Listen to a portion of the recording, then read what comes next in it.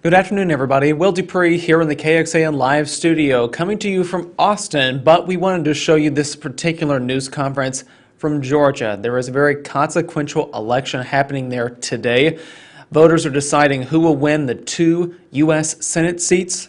Those were not decided back in November. They went to runoffs because none of the candidates captured 50% or more of the voting population. So we are awaiting results from that particular election. Polls close this evening, and the Georgia Secretary of State will be talking here in just a moment about the election.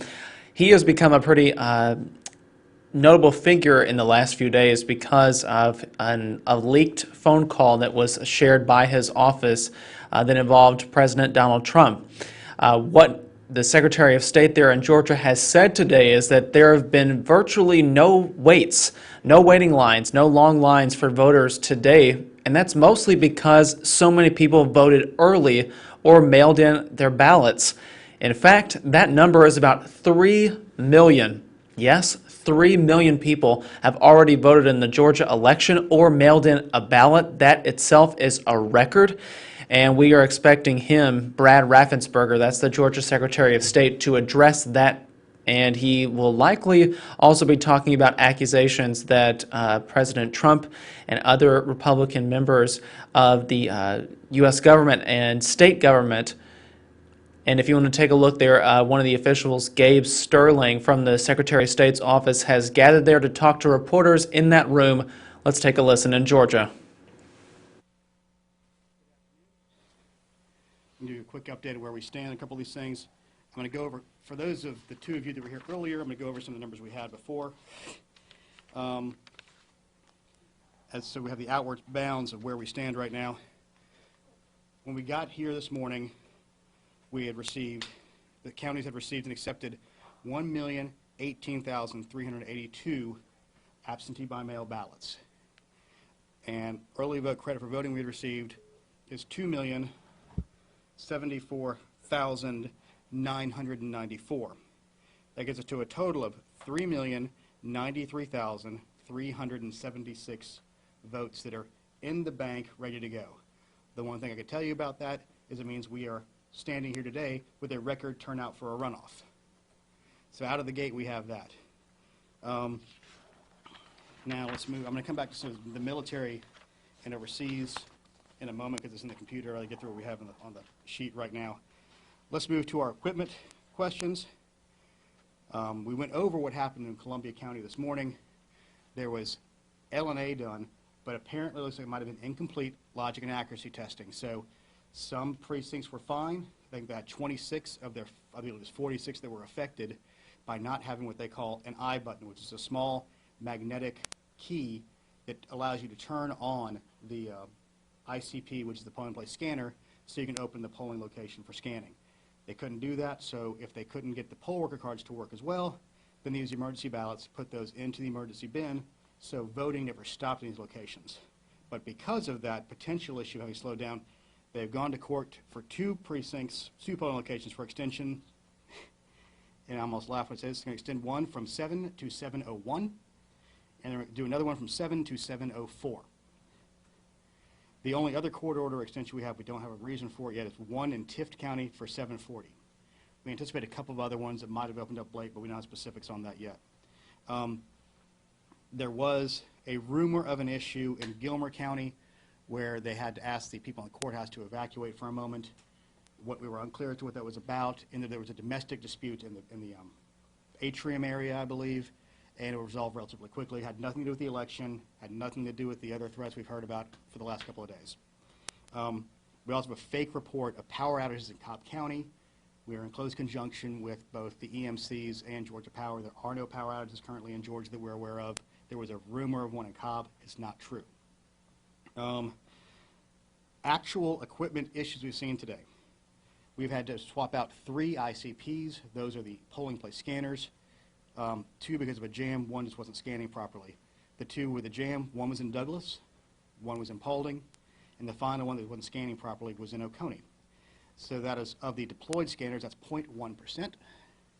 Then for the touch screens we've seen on BMDs, we had to replace 1 in Tatnall and 4 in DeKalb and one in Floyd, the power supply wasn't working properly.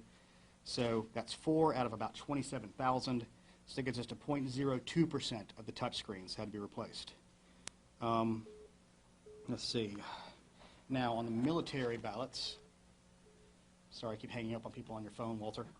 I wanted to give you all the details of that. And what we're trying to do is get to a point where we know exactly what the outward bounds of all the potential ballots are going to be relatively quickly by tomorrow. That includes all the new absentees and everything, except the military ones, which of course, if they are postmarked by today, they can be received by Friday. So bear with me 1 second. I'll reopen this. My computer will work. There we go. All right.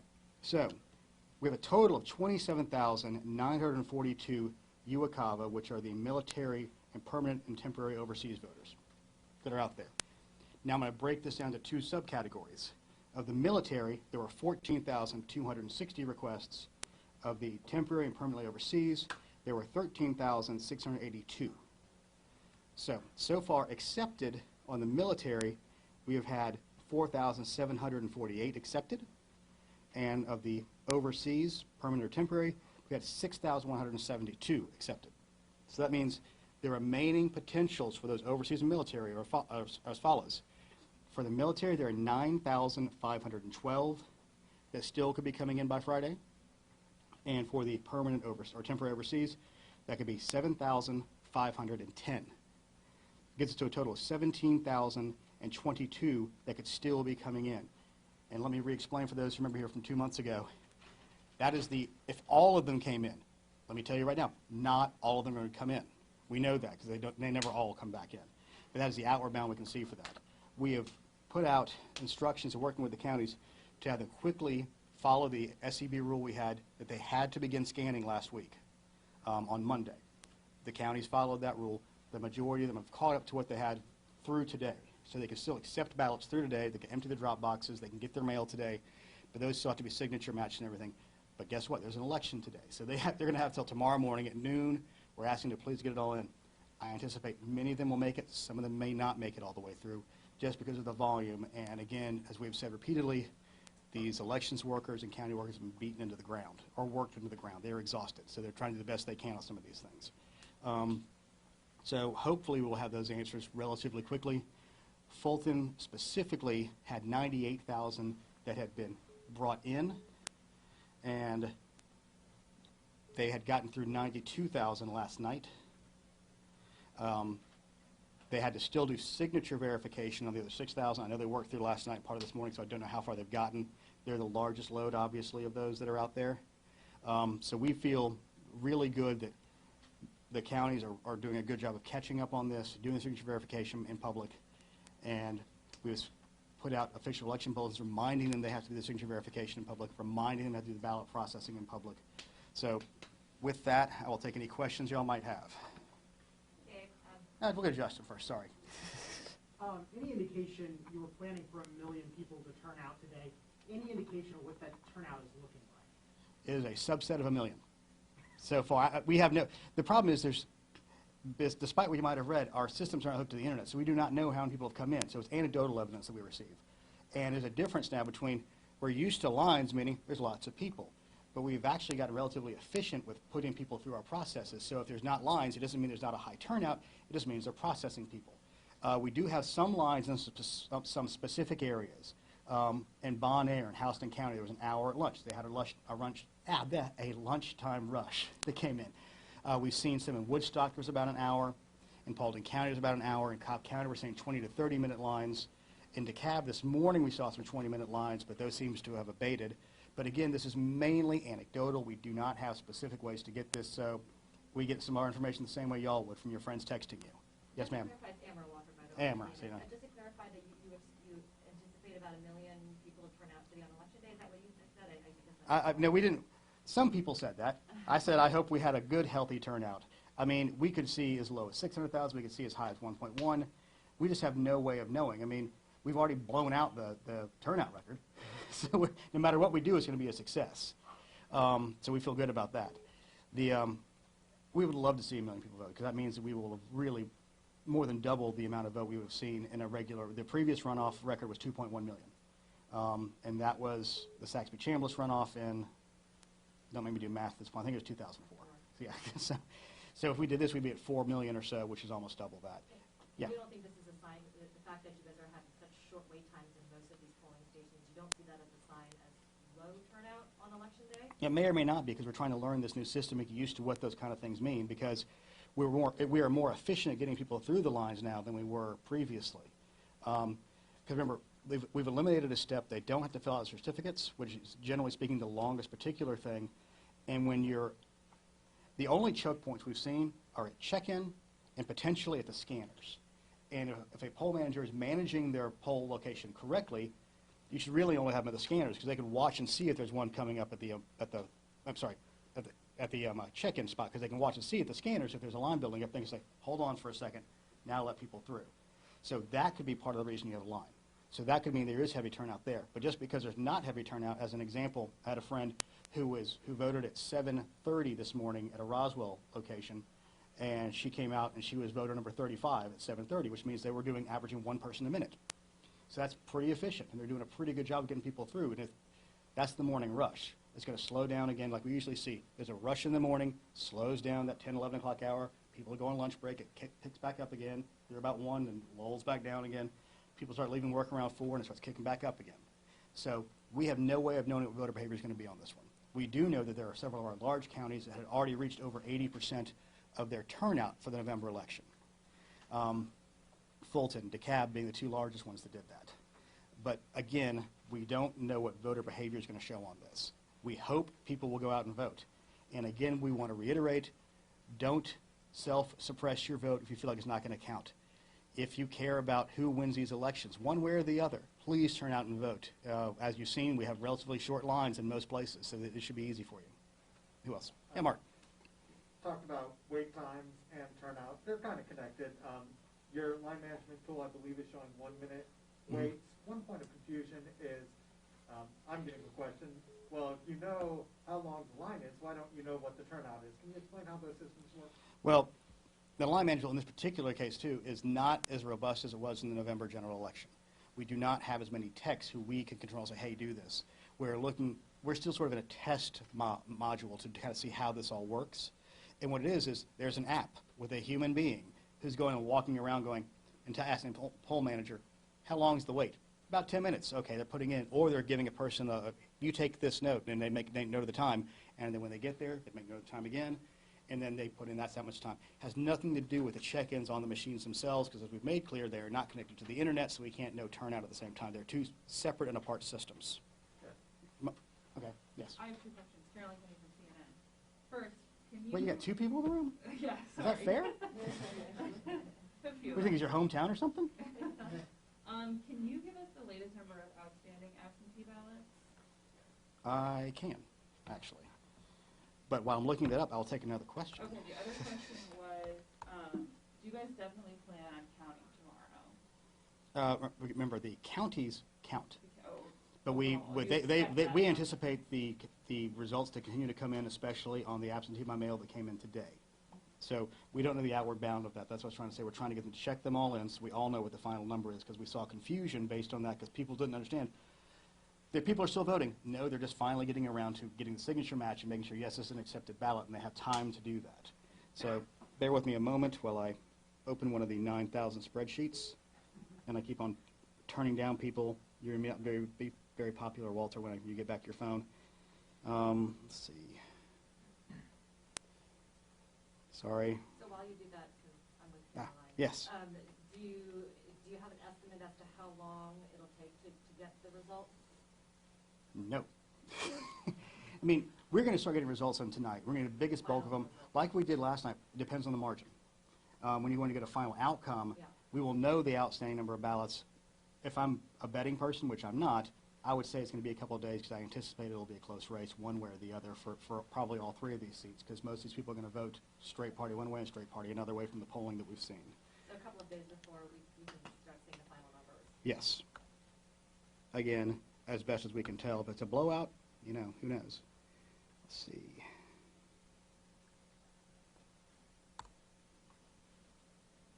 That's not right. Let me get back to you. Oh, never mind. Let me see. Bear with me a second.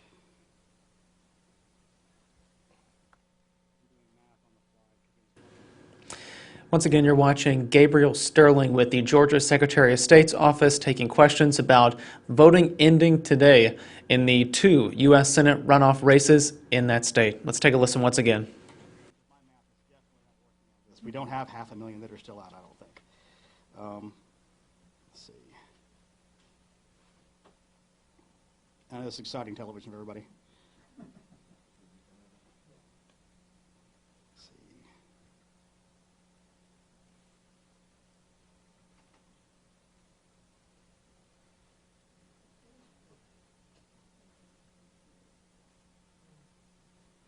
Normally they have this in a nice, pretty PDF for me. They didn't do that today because they were busy doing other things.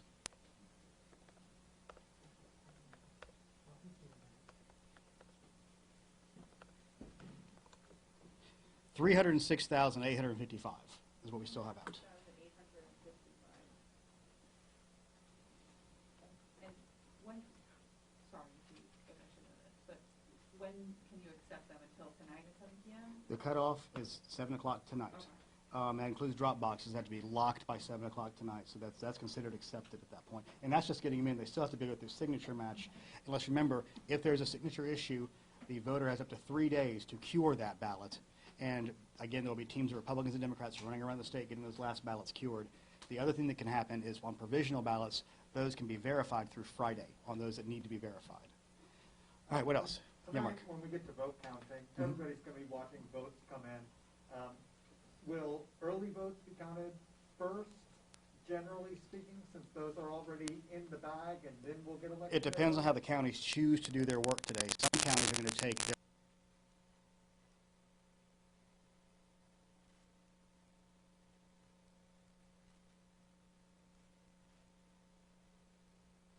early voting scanners to get the memory cards off. That actually takes a little bit of time.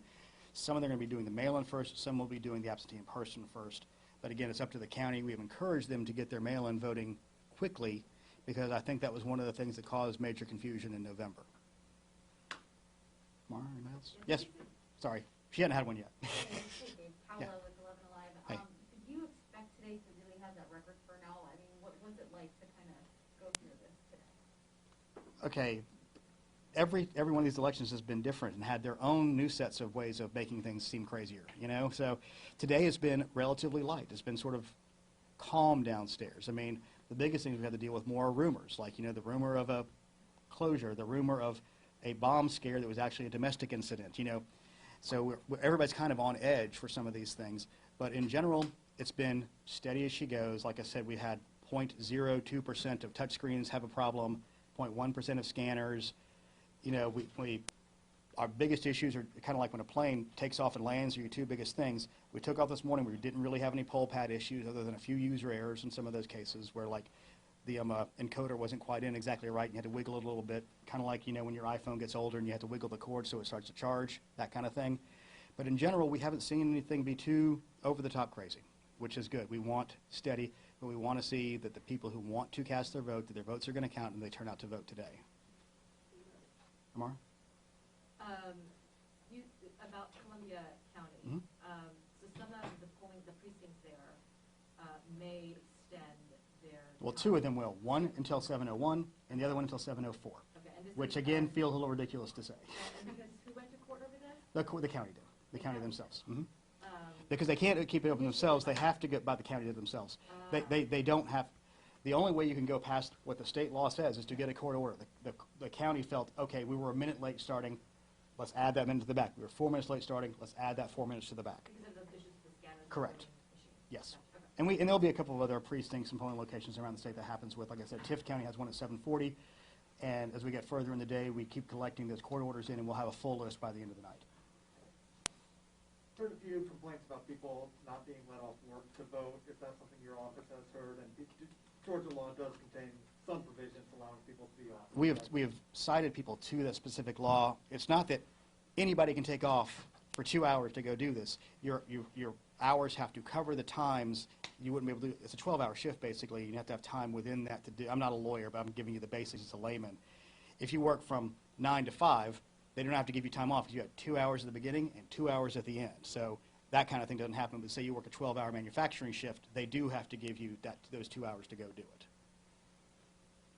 Anything else? All right. Thanks, y'all. Thank you. Now, anything fun off the record? Nobody asked me about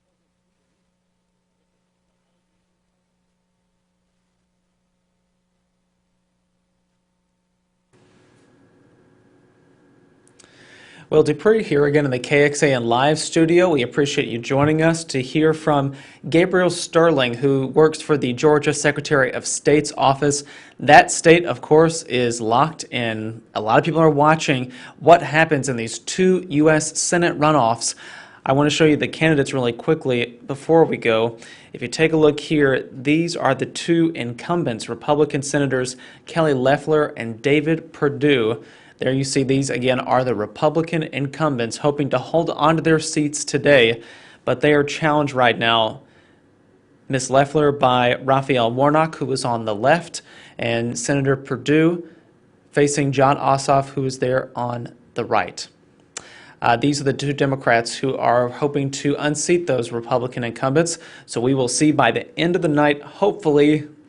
We'll see. I don't know. It was pretty slow going back in November, and as you heard there just a few moments ago from the Secretary of State's office, that the vote count could be pretty slow. What they have right now is more than 1 million people sent in absentee by mail ballots, and then additionally 2 million, almost 2.1 million people voted early in person. Again, those are just the early voting amounts.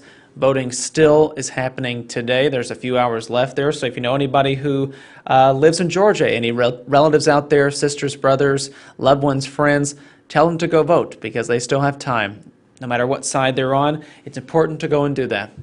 All right, everybody, we are going to be tracking those results. Hopefully they will come tonight. If they do not, then we will keep reporting about them in the days to come. Hopefully it's just a couple of days, not a whole week or anything like we saw back in November. But we'll see. I'm Will DuPree here in the KXAN live studio. Thank you all for watching. We'll see you back here another time. Please, everyone, stay safe, stay healthy, and take care of yourselves.